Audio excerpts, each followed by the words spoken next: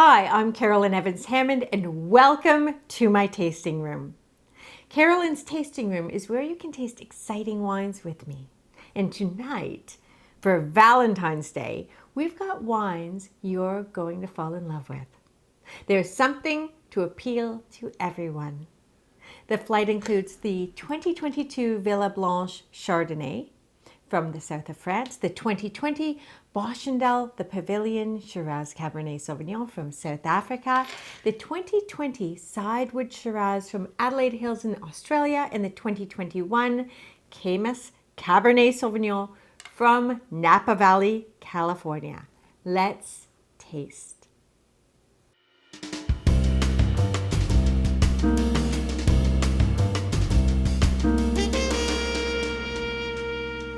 The first one in our flight is Villablon Chardet from the 2022 vintage. So it's young, it's fresh, it's vibrant, and I think you're going to love it. So pour yourself a glass and first notice the color. Notice how brilliant it is. It's very yellow and it looks to me like sunshine in the south of France. Just so brilliant, you know. Swirl and a sniff. Isn't that lovely? There's so much going on. Orange zest, lemon with lemon squirt, mango, and under that fruit, I'm getting coconut cream, a touch of marzipan maybe a hint of vanilla bean. So that's going to be coming from the oak. We do know that about 30% of this cuvee did spend some time in oak, and that's imparting those, nutty nuances, which I really like because, it lends character and it also imbues the fruit with complexity, mark of quality. So have a sip and let's see how we experience it on the palate.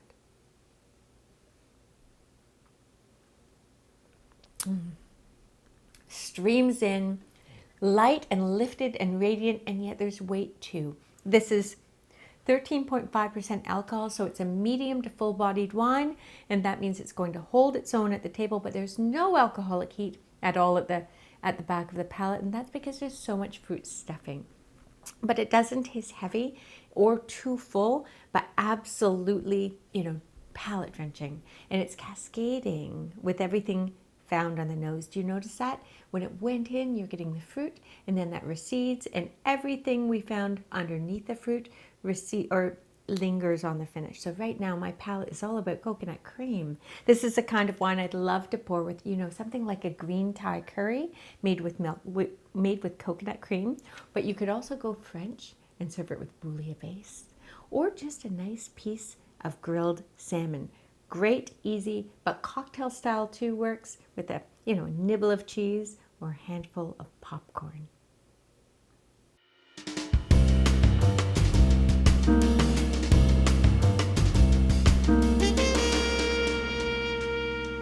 And the second wine in our flight is Boschendal's 2020, the Pavilion Shiraz Cabernet Sauvignon. This is a wine that I think is incredible value for money at just $13. So pour yourself a glass and let's look. First of all, you'll notice the color. Depth of color, absolutely, because it's Shiraz and Cabernet. Those two grape varieties have depth of color and it's immediately evident in the glass. So give it a swirl and a sniff. So much going on, which is fantastic for a price point like this. So from the Shiraz, you're getting the peppercorn, spice, sort of black peppercorn, pink peppercorn, white peppercorn, that wispy scent, poached plum maybe, as well as the cassis or black currant liqueur that is the hallmark of Cabernet. So wonderful articulation of aroma, mark of quality. Now let's have a sip. Do you notice how drinkable that is? Lit, quenching, crisp, and yet still weight and fullness. It saturates a palate for sure, but there's also that lift that makes it fabulous at the table because it's going to offset any richness. So it's a kind of wine you can serve with richer dishes like, pan-seared steak, yes. A braise, like a beef braise, absolutely. Or, sauteed mushrooms piled high on garlic bread.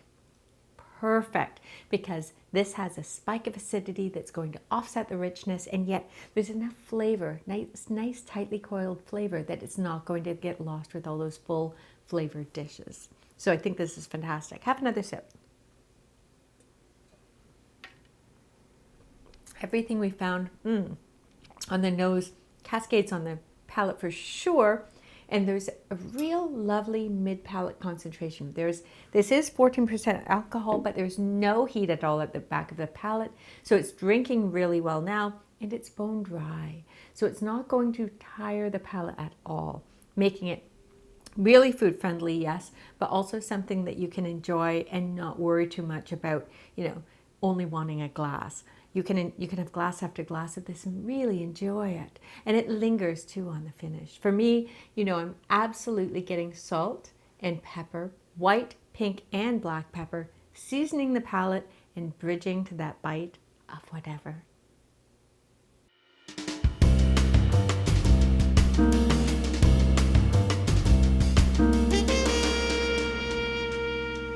And the third wine in our flight is a 2020 Sidewood Shiraz from Adelaide Hills in Australia. So pour yourself a glass and first notice the color. Do you notice the depth of color? This is a black wine, and it tapers to a very narrow rim. Now, secret here, a good Shiraz is fantastic with dark chocolate, especially this one. It's bone dry at 2 grams per liter. It's 14.5% alcohol. So even though you're not going to notice that alcoholic heat, it's rich and mouth coating. And that's the kind of thing that you want to pair with a bitter sweet chocolate. So pour yourself a glass and let's have a nose. Isn't that great? It smells like blackcurrant liqueur or blackberry liqueur, doesn't it? And you're getting the vanilla. How about dark chocolate? I cannot not smell dark chocolate here. Like a drizzle of really dark, good chocolate. Dusting of cocoa powder. So much going on. And black cherry too. And this did spend a lot of time in oak. It was fermented in oak and it spent time in oak after that. And so you are getting all of that, but it also contributes to smoothness on the palate. So have a sip and see if you notice that with me.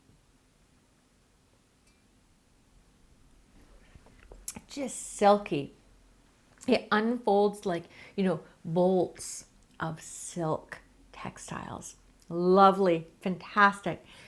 Coats the palate, lingers on the palate, and everything you found on the nose is sort of threaded through the center. Do you get that? Cherries, black cherries, chocolate again. That choco berry goodness is there for sure, and yet it's not at all sweet. Isn't that great? I love this wine. This is such a perfect Valentine's Day wine with dark chocolate. Impeccable balance, pure deliciousness, and the kind of wine you can enjoy on its own for sure, or with chocolate.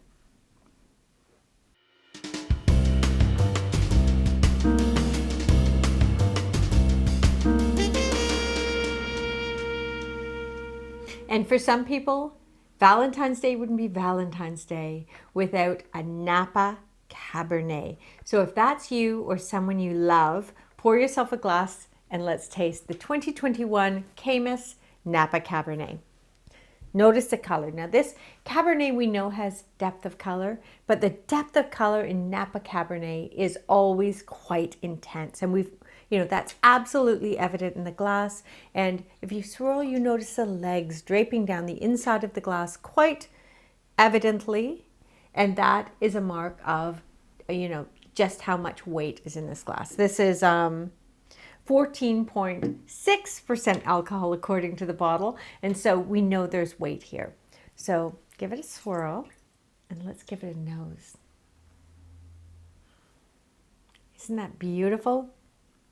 Yes, the cassis or the blackcurrant liqueur, which is a hallmark of this, but there's more, isn't there? Cedar, menthol, tobacco, sort of cigar box. Do you notice the cigar box? I love that. You can sniff and it gives you something each time you approach. Definitely draws you in. There's a romanticism to that complexity, which I really like. It's sort of poetic. So let's have a sip and see how it shows on the palate.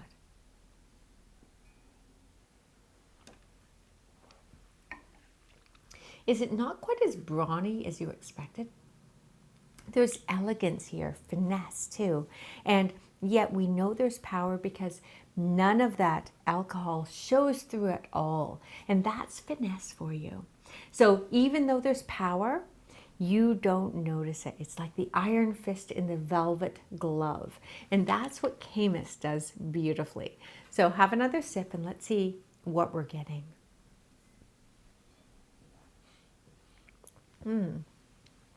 You know, it sort of makes you come to it a little bit because you have to tease apart the nuances.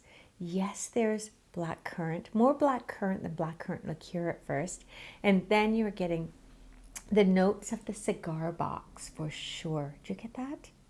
And the cedar, a little bit of the menthol on the finish, as well as a little bit of vanilla and a little bit of hazelnut, that wonderful twist of hazelnut.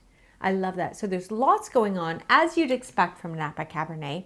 And this will absolutely also improve with age. So you might buy 2 bottles and put 1 bottle down to enjoy at, another Valentine's Day. It's a kind of wine you can serve with prime rib, or serve it sort of with prime rib and then serve it with a cigar after dinner. That's a great Valentine's Day treat.